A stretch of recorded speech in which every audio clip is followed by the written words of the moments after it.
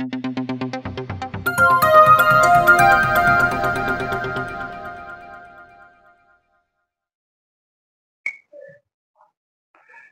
వార్త, ప్రతిరోజు ఏదో దిక్కున భార్యను భర్త చంపడం, భర్తను భార్యను చంపడం, ఇది ఇక గ్రోత్ జరుగుతూ ఉన్నది. ఎందుకంటే తల్లిదండ్రులు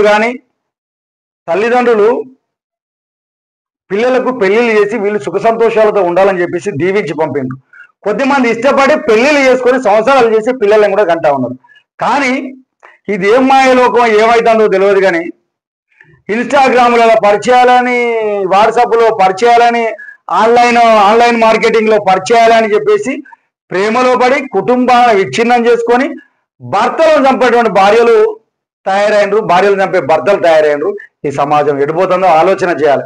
అరే సిగ్గున్నది భయ్, సిగ్గుంటుందా వీళ్ళకు నాకు అర్థమైతే లేదు. ఏంది ఇది? ప్రేమించి పెళ్లి చేసుకుంటారు, సంసారం చేస్తారు, పిల్లలను కంటారు, మళ్ళీ వేరేటోని మీద వ్యామోహం కలిగి భర్తను వదిలించుకోవడానికి భర్తను చంపేటువంటి భార్యలు తయారైంది.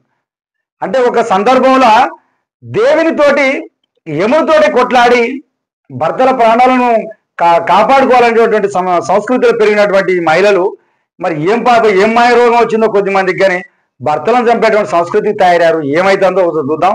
ఒక వార్త వచ్చింది, పచ్చని కాపురంలో ఇన్స్టాగ్రామ్ లో కూడా పచ్చని కాపురంలో ఇది జరిగింది. ఒకటి ఇంకా ఈ మధ్యలో ఒకటి జరిగింది, ఆన్లైన్ మార్కెటింగ్ అని చెప్పేసి ఇక భార్య భర్తలు మాటలలో దించుకొని అందులో ఒక లవ్లో క్రియేట్ అయ్యి కుటుంబాలను విచ్ఛిన్నం చేసుకునే సంస్కృతితో తయారైనరు.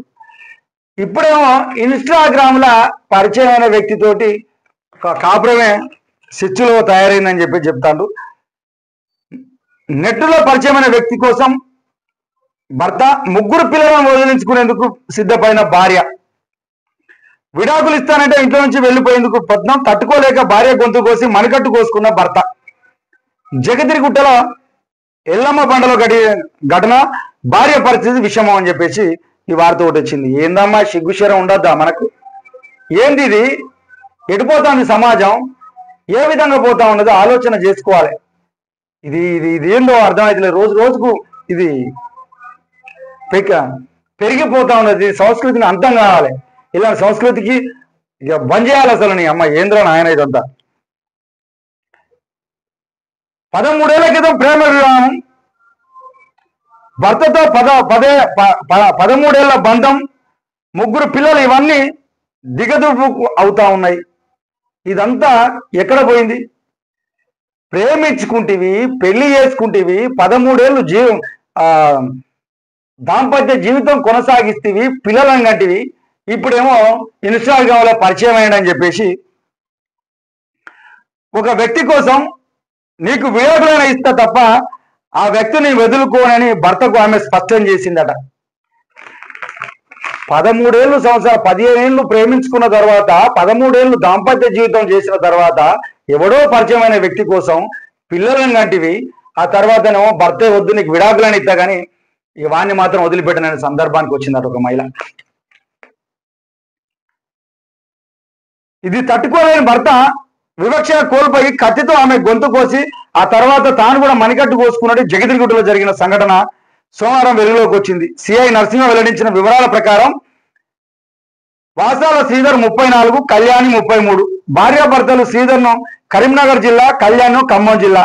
వీరిద్దరిది ప్రేమగా ఓ రాంగ్ ఫోన్ కాల్ ద్వారా ఇద్దరి మధ్య పరిచయం వేయమని ప్రేమగా మారింది. ఇద్దరు ఒకే సామాజిక వర్గం కావడంతో వీరి పెళ్లికి పెద్దలు అభ్యంతరం చెప్పలేదు. శ్రీధర్ కళ్యాణి దంపతులకు 13 ఏళ్ళు, 11 ఏళ్ళు, 9 ఏళ్ళు, 7 ఏళ్ళు ఈ 3 పిల్ల 11 ఏళ్ళ పిల్లగాడు, 11 ఏళ్ళ ఒక పిల్లగాడు, 9 ఏళ్ళగిన ఒక ఆయన, 7 ఏళ్ళ వయసు ఉన్నటువంటి 3 పిల్లలు ఉన్నారు. బతుకుదేరు కోసం హైదరాబాద్ వచ్చిండ్రు. హైదరాబాద్ లో ఇక్కడ పని చేసుకుంటా ఉన్నారు. ఇన్స్టాగ్రామ్ లో పరిచయమైన వ్యక్తి వల్ల నిన్నాయన వదిలేస్తా కానీ వాణ్ణి మాత్రం వదిలేయని చెప్పడం వల్ల భర్త సహనం కోల్పోయి ఆమెను కూసేసి ఆయన మణికట్టు కోసుకున్నాడట. విషమంగా తయారైంది. పిల్లలు అనాథాలు అయిపోయినరు. ఈ ఒళ్ళు కావరం ఎక్కిందా? ఏమైతుందో ఒకసారి ఆలోచన చేసుకోవాల్సిన. ప్రేమించుకునే తర్వాత నీకు ప్రేమించే కదమ్మా ఈ పెళ్లి చేసుకున్నావు, మళ్ళీ ఈ ఒళ్ళు కొవ్వెక్కిన సంబంధాలు ఏందో ఒకసారి ఆలోచన చేసుకోవాలని మహిళలైనా పురుషులైనా ఇది ఖచ్చితంగా ఆలోచన చేసుకోవాలి. ఎందుకంటే ఇది పిల్లల మీద పడుతుంది కదా. నీ ఒళ్ళు సుఖం చూసుకుంటావు, నీ ఆలోచన విధానం చూసుకుంటావు, నీ అభిప్రాయం చూసుకుంటాను, ఇదంతా పిల్లల మీద పడుతుంది కదా. ఎందుకు చూడలేకపోతాను? 15 ఏళ్ళు 15 ఏళ్ళు సంసారం చేసిన నువ్వు పక్కోని ఏ విధంగా నువ్వు అట్రాక్ట్ అవుతానో ఒకసారి ఆలోచన చేసుకోవాలి అని చెప్పేసి టీఆర్ నిజం నుంచి అడుగుతా ఉన్నాం. ఇప్పటికైనా మార్పు రావాలి సమాజం పట్ల.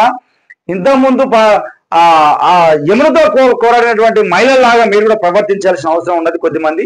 ఎందుకంటే అందరూ లేరు, ఎందుకంటే కొద్దిమంది మంచి సంవత్సరాలు చేసుకుంటారు, పిల్లలను భర్తను భార్యను ఒకరికోడు అన్యోన్యంగా ఉంటా ఉన్నారు.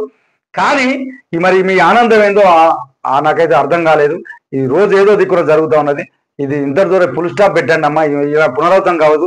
ఇది చూసే వాళ్ళైనా కూడా ఇలాంటి వాళ్ళని ఉపేక్షించకండి, ఎక్కడైనా జరిగిన కూడా వాళ్ళని ఉపేక్షించొద్దని చెప్పేసి టీఆర్ నిజం నుంచి అడుగుతాం. ఎందుకంటే కుటుంబాల పెద్దలంతా కూర్చొని ఇది మంచి పద్ధతి కాదమ్మా అని చెప్పేసి ఓర్కోలు చెప్పేటువంటి సందర్భాలు ఉండాలి, చేయాలని చెప్పేసి టీఆర్ నిజం నుంచి ఒక్కసారి అడుగుతా ఉన్నాం.